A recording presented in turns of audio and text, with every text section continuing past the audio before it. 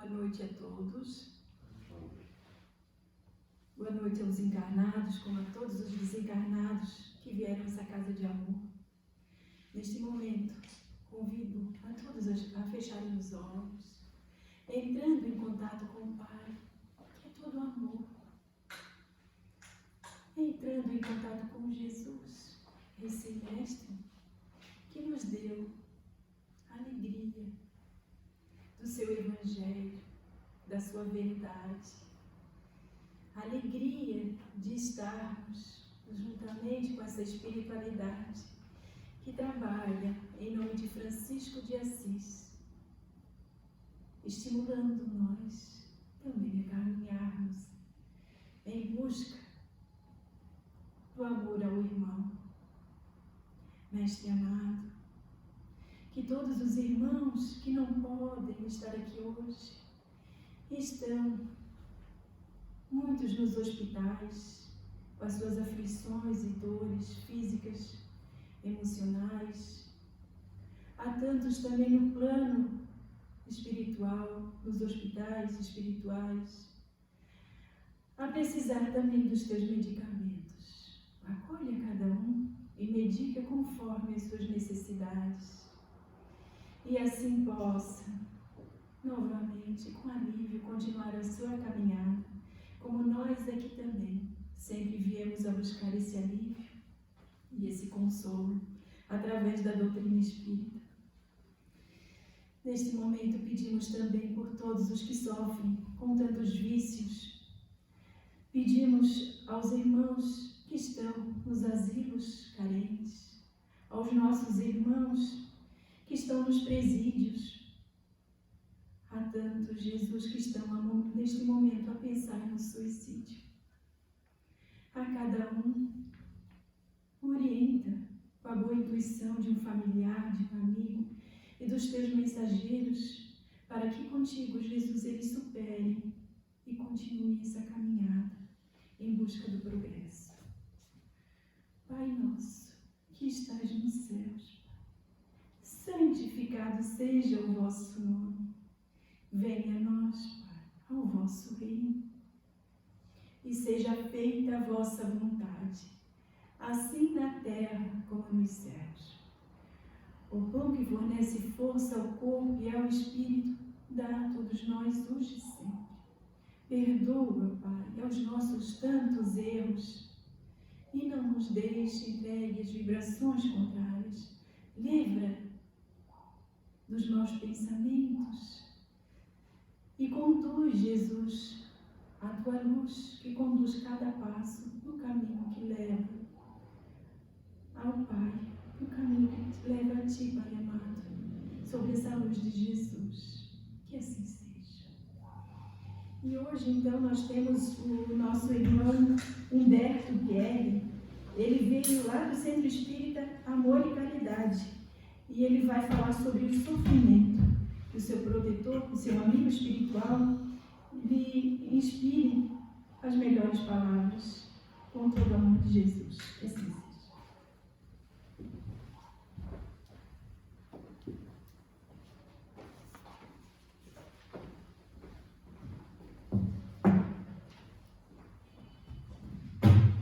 Boa noite, é uma alegria estar aqui.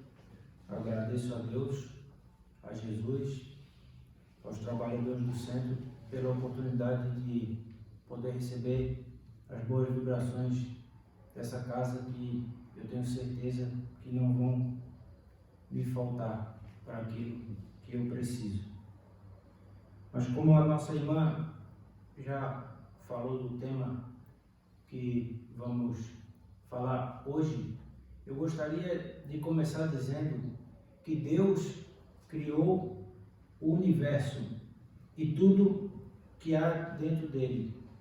Se nós sabemos também que Deus é amor e sabedoria infinita, nos ama mais do que a mãe que mais amou nesse mundo. Por ser infinito o seu amor, por ter criado todas as mães, nos ama mais do que todas as mães do mundo juntas.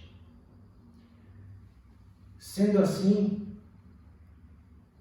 nós, como seus filhos amados, se pedíssemos alguma coisa, se pedíssemos um pão, com certeza Ele não nos daria uma pedra. Se pedíssemos um peixe, com certeza Ele não nos daria uma serpente. Sendo então que Deus nos criou para a felicidade e que na felicidade não pode haver nenhum sofrimento, por que então que no Evangelho segundo o Espiritismo, capítulo 9, item 7, os Espíritos nos dizem a seguinte frase: a dor é uma bênção que Deus envia a seus eleitos. Essa frase é um paradoxo. Eu gostaria de ler para todos os irmãos e irmãs que estão aqui qual o significado da palavra paradoxo no dicionário. Significa o seguinte: pensamento, proposição ou argumento que contraria os princípios básicos e gerais que costumam orientar o pensamento humano, ou desafia a opinião consabida, a crença ordinária e compartilhada pela maioria. Ou seja, paradoxo é uma aparente falta de nexo ou de lógica. Paradoxo é uma contradição. Paradoxo não diz se é verdade ou se é mentira. Diz apenas que é contraditório. Não é lógico. E essa frase, ela não é, ela parece ser contraditória. Porque como que eu vou ser feliz, como que a dor e o sofrimento que nós não gostamos pode ser considerado uma bênção que Deus, que é amor infinito, nos deu. Só que o maior ensinamento de toda a humanidade é o maior paradoxo que nós já vimos até hoje. Esse que é o maior ensinamento trazido no nosso planeta, que foi dado por Jesus, que é o Sermão da Montanha. Gandhi, que era hindu, não era cristão, disse que se tudo se perdesse e ficasse apenas o Sermão da Montanha, nada de importante haveria de ter sido perdido. E eu gostaria de ler essa parte que também é um paradoxo, também é uma contradição e que vai bem nesse sentido da frase que está no Evangelho segundo o Espiritismo, que está em Mateus capítulo 5, versículo 1 a versículo 12. O Sermão do Monte, as Bem-aventuranças. Vendo Jesus as multidões, subiu ao monte e, como se assentasse, aproximaram-se os seus discípulos. E ele passou a ensiná-los, dizendo: o maior espetáculo da terra foi feito de uma maneira extremamente simples. Bem-aventurados os humildes de espírito, porque deles é o reino dos céus. Bem-aventurados os que choram, porque serão consolados. Bem-aventurados os mansos, porque herdarão a terra. Bem-aventurados os que têm fome e sede de justiça, porque serão fartos. Bem-aventurados os misericordiosos, porque alcançarão misericórdia. Bem-aventurados os limpos de coração, porque verão a Deus. Bem-aventurados os pacificadores, porque serão chamados filhos de Deus. Bem-aventurados os perseguidos por causa da justiça, porque deles é o reino dos céus. Bem-aventurados sois quando, por minha causa, vos injuriarem e vos perseguirem e mentindo disserem todo o mal contra vós. Regozijai-vos e exultai, porque é grande o vosso galardão nos céus, pois assim perseguiram os profetas que vieram antes de vós. Mas por que a gente não acha o Sermão da Montanha contraditório?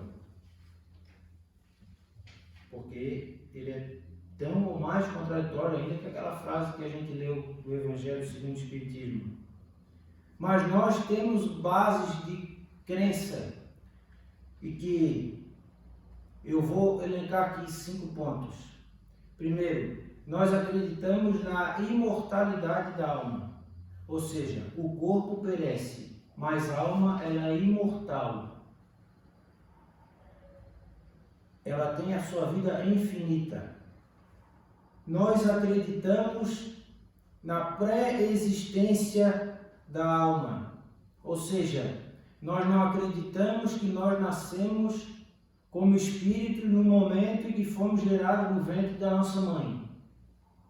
Nós acreditamos na reencarnação, ou seja, que essa não é a nossa única vida, não vai ser só ela daqui para frente e também ainda existiram outras e muitas vidas que já foram passadas. Nós acreditamos na lei de ação e reação. Como Jesus nos falou, nosso mestre, o plantio é livre, mas a colheita é obrigatória. E nós acreditamos nas palavras do Novo Testamento também, quando na carta de João ele se refere: Deus é amor. Então, se nós temos esses motivos de fé, o Sermão da Montanha e essa frase que está no Evangelho segundo o Espiritismo não é mais um paradoxo. Pelo contrário, ele faz todo o sentido. Mas já que foi colocado aqui esses pontos, para nós termos uma certeza, ainda seria bom, seria justo que nós pudéssemos dar um exemplo. Alarico o Grande, general e chefe maior dos visigodos, conquistou a Roma no início do século V, acreditando ter o mundo a seus pés, por onde passava, saqueava todos e tomava o território de todas aquelas pessoas para aumentar o seu poder. No ano de 410, Santo Agostinho, então bispo de Hipona, sabendo que ele vai invadir a sua cidade para conquistá-la, vai até o general e, sendo ridicularizado pelos seus soldados, claro que sabemos que aí Deus está presente, consegue chegar a Alarico e diz para ele: por favor, conserve a minha igreja e eu vou rezar pela sua alma, para o meu Pai, para Deus. E Alarico responde para Santo Agostinho: não me fale em nome do teu Deus, eu sou o teu Deus. E expulsa Santo Agostinho do seu quartel-general. Acontece que essas palavras de Santo Agostinho interferem no espírito de Alarico. E quando ele invade a cidade, matando muitas pessoas, Santo Agostinho havia enchido as igrejas de pessoas e Alarico mata tudo, a todos, saqueia tudo, mas as igrejas ele deixa intacta. Alarico desencarna. Depois, arrependido, volta ao seio do mesmo povo e, pela sua inteligência e liderança, torna-se Alarico II. E mesmo arrependido, ainda na ânsia de poder e glória, sucumbe mais uma vez à sua prova, vindo a desencarnar na batalha de Vouillé contra o rei Clovis da França. Depois temos conhecimento de mais uma reencarnação desse espírito. Volta na França e se torna o poderoso cardeal Richelieu, isso em torno de 1700. Um homem fanático e foi responsável pela matança de muitos homens e de deixar povos na miséria. Ele, que tinha essa liderança, esse espírito muito inteligente, foi primeiro-ministro da França durante 18 anos.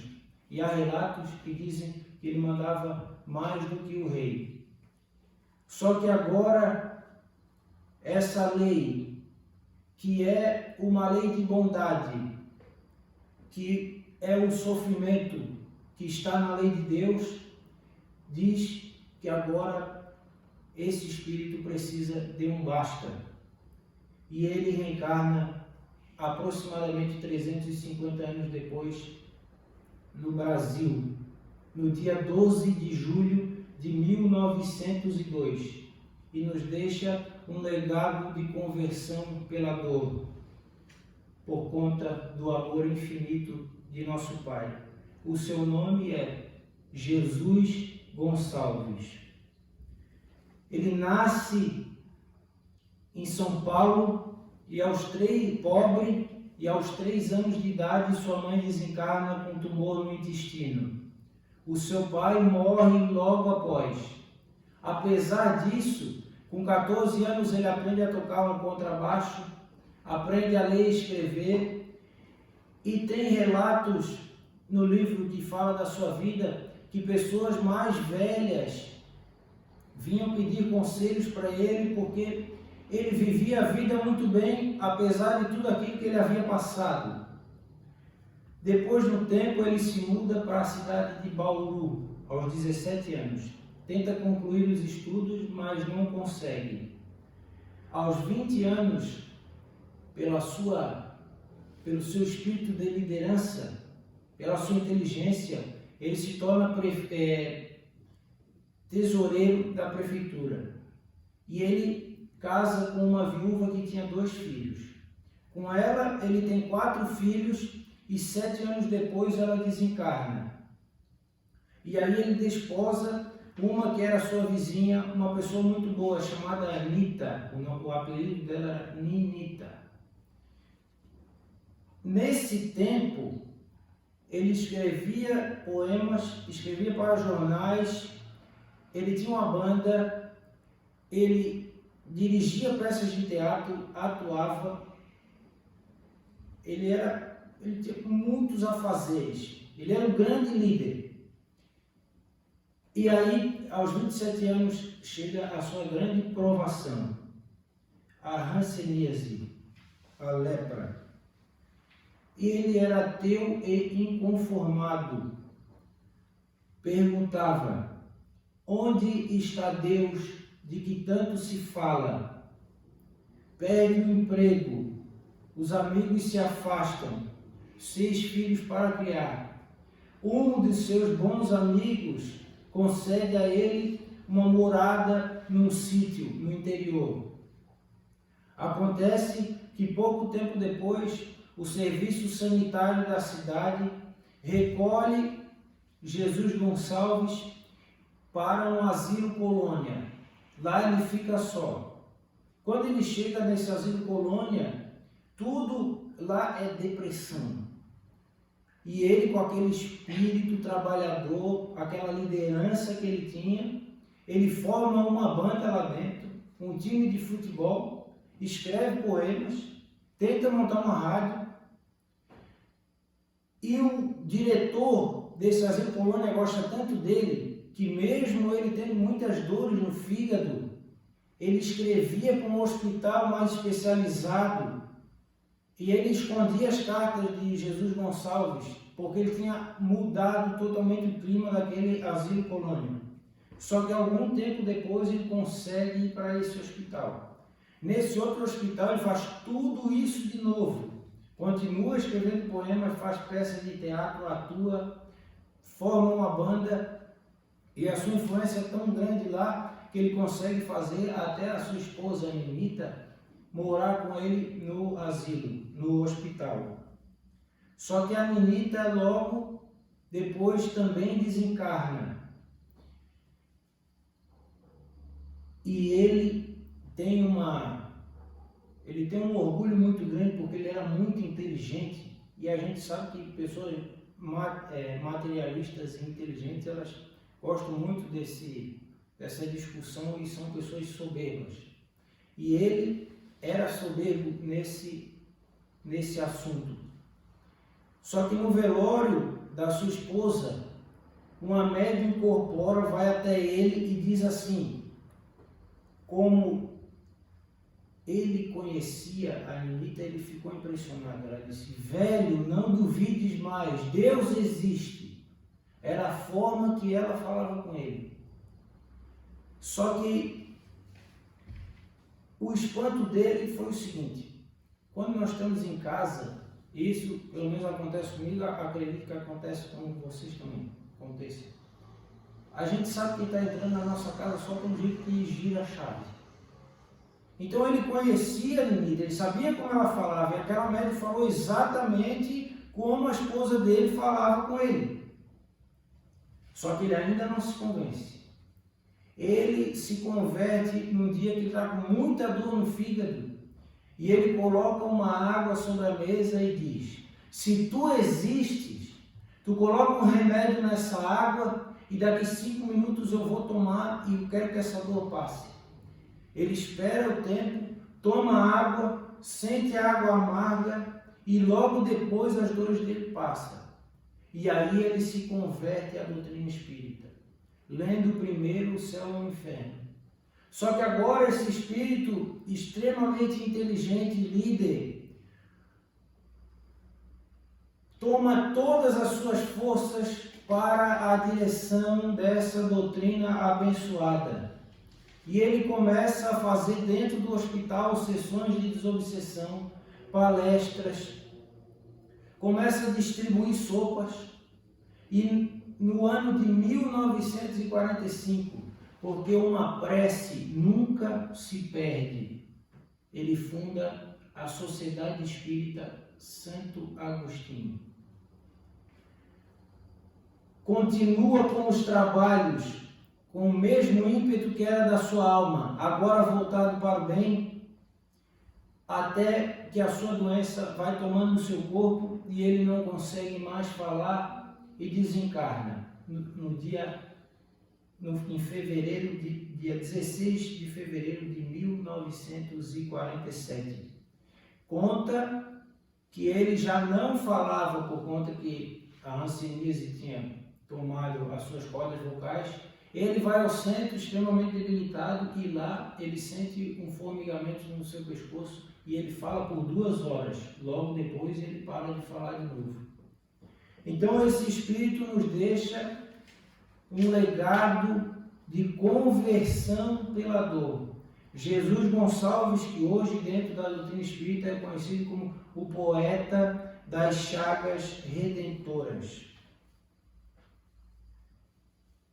Então, antes que nós falemos dos nossos problemas, de nós maldizermos aquelas coisas que acontecem, será que nós não devíamos, porque acreditamos na imortalidade da alma, na pré-existência do espírito, na lei de reencarnação, na lei de causa e efeito, e que Deus é amor, nos perguntar o que nós fizemos para que estivéssemos passando pelo que estamos passando hoje? E acreditando que Deus é extremamente misericordioso. Jesus Gonçalves converteu numa reencarnação de 40 e pouquinhos anos, só que ele matou muitas e muitas pessoas, fez mal para muitas e muitas famílias, e em uma reencarnação ele conseguiu voltar a Deus através do sofrimento, porque tudo para nós é abrandado, porque Deus é misericordioso. Então tudo aquilo que nós estamos passando hoje é o mínimo que nós temos que passar para aprendermos a lição, porque Deus não nos pune como a justiça da terra pune. Deus não precisa, nós não tiramos nada de Deus. Deus é infinito. Se eu fosse roubar dinheiro de Deus, se eu pegasse R$1 milhão de Deus, se eu pegasse R$1 milhão do infinito, quanto que sobra do infinito? Sobra infinito.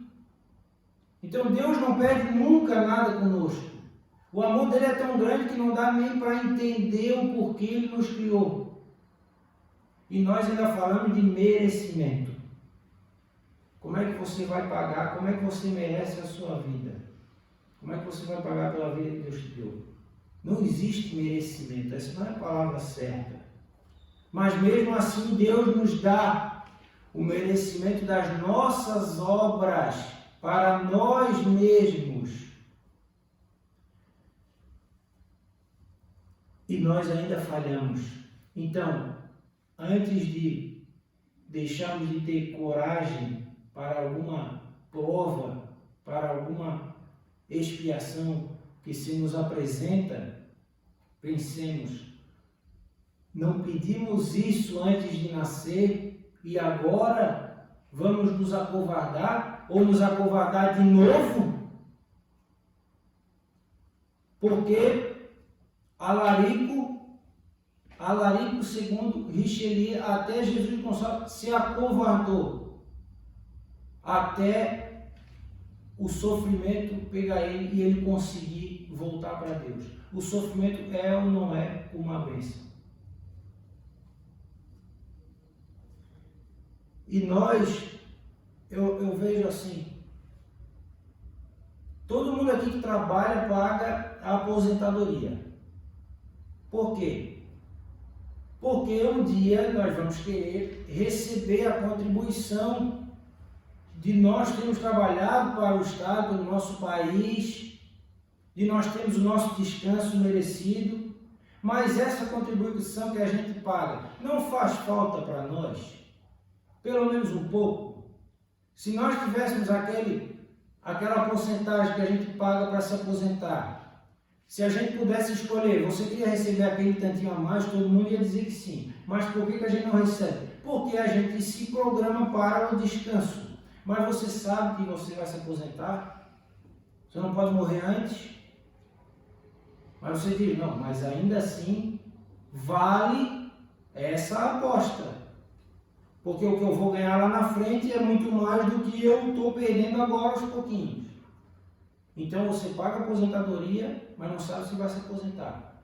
Mas por que a gente não se prepara para a morte, se a morte é a maior certeza da vida? Então, tudo aquilo que nos acontece é bênção de Deus. Não existe um mal vindo de Deus. E todo mal que a gente faz vem mais amor do lado dele para nos colocar no caminho da felicidade. Jesus Gonçalves, depois que ele se converteu em vida, ele escrevia cartas para Chico Xavier. E ele disse que um dia iria visitar Chico Xavier. E um dia o Chico viu um espírito que tinha luz, principalmente no pescoço e na perna direita. E ele se apresentou dizendo que era Jesus Gonçalves, e o Chico viu luz nessas duas partes mais, que foram as partes mais afetadas do corpo de Jesus Gonçalves. Foi onde ele mais conseguiu se desprender para ter luz. E o Jesus Gonçalves, ele tinha um poema que ele escrevia assim, todo pessimista. Depois que ele se converteu, ele fez o mesmo poema, só todo otimista. E ele pediu nas psicografias de Chico para que acrescentasse o acento no seu nome, porque ele não se achava digno de ter o mesmo nome do nosso mestre. Então, por isso que dentro da doutrina espírita ele é conhecido como Jesus Gonçalves, mas o seu nome verdadeiro era Jesus Gonçalves. E como reconhecimento da dor para o seu crescimento espiritual, para a sua libertação, ele escreveu diversos poemas através das mãos de Chico Xavier. Em um dos poemas ele disse assim: há séculos, num carro de esplendores, minha vida era a angústia de outras vidas. Estraçalhava multidões vencidas, coroado de púrpura e de flores. Depois a morte, os longos amargores. Depois ainda a vida, a volta a novas lidas, o berço pobre, o manto de feridas, a solidão e os prantos redentores. Volve do rei antigo num réu que espanta, e o Senhor me concede uma lepra santa para cobrir-me de chagas benfazejas. Mas hoje, livre, enfim, de toda a algema, posso saudar a dor, justa e suprema, emissária da luz, bendito sejas. Então, tenhamos bom ânimo, que Cristo há de nos amparar. Deus só faz para nós o melhor para a nossa alma. Vamos abrir o nosso coração, a nossa mente, o nosso espírito, para conseguir enxergar os ensinamentos, porque Ele só quer a nossa felicidade. Porque não há nada que venha para nós que não seja bênção de Deus. E o Pai, por mais que seja grande o seu problema, Jesus já nos disse, não concede uma cruz mais pesada do que aquela que possamos carregar. Se o teu problema é grande, é porque Deus te julga maior do que Ele. Então, agradeço à casa pela oportunidade e agradeço a Deus também por essa oportunidade de estar aqui na sua casa. Uma boa noite a todos. Fique com Deus.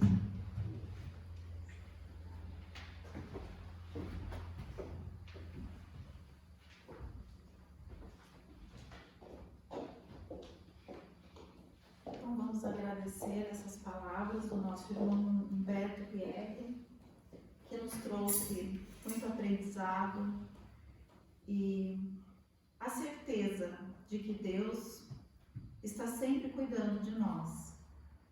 Que a cada dia possamos acordar e agradecer por mais uma oportunidade de aprender e de servir.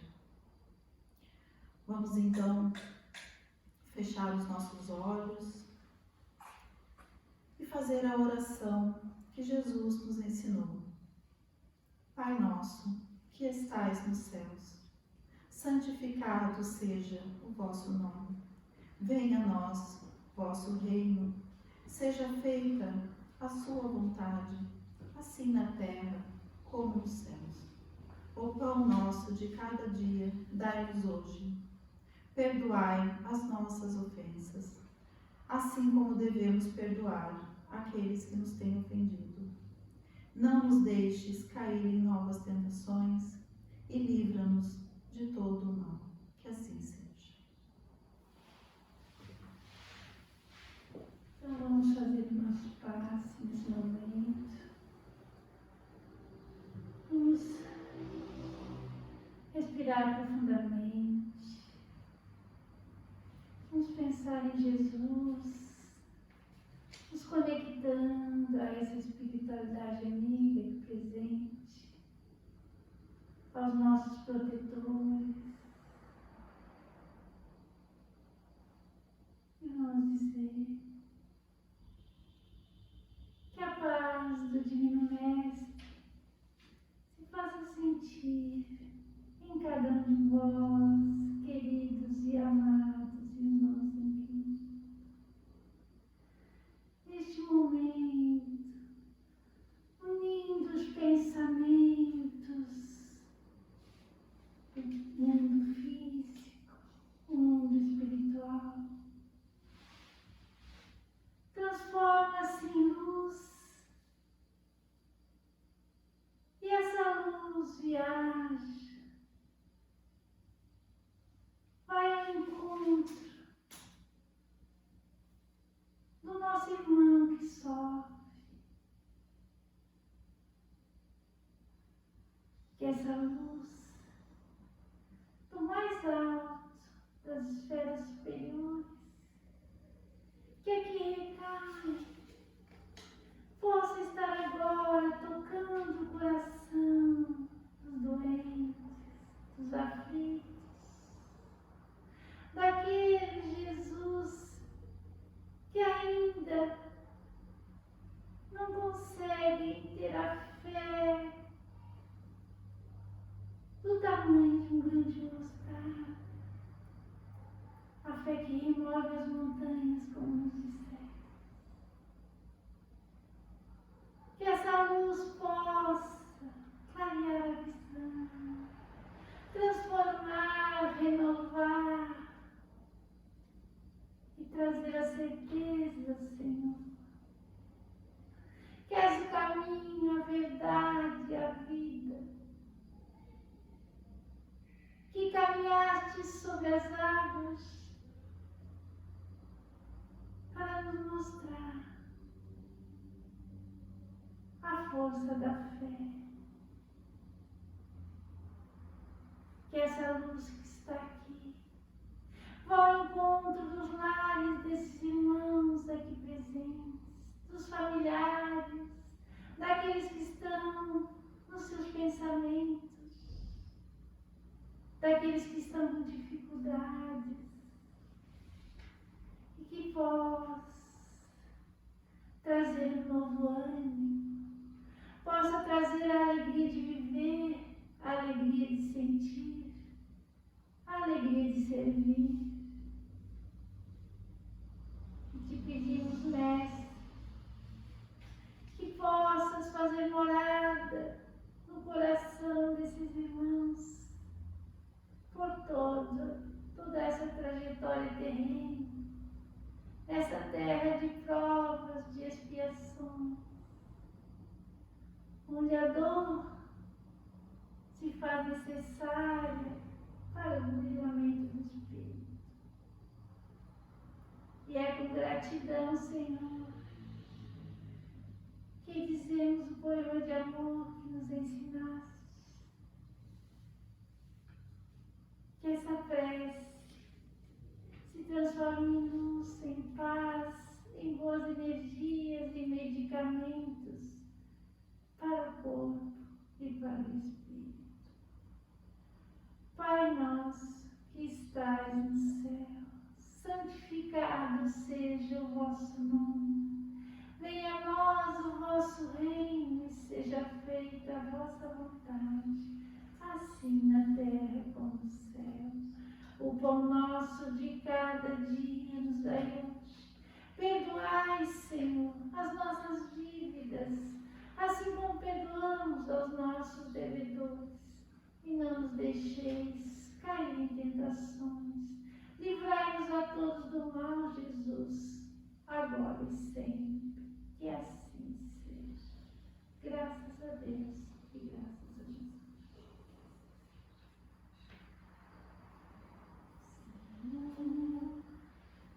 Fazei-me instrumento de vossa paz, onde houver ódio que leve o amor, onde houver ofensas que leve o perdão, onde houver discórdia que leve a união, onde houver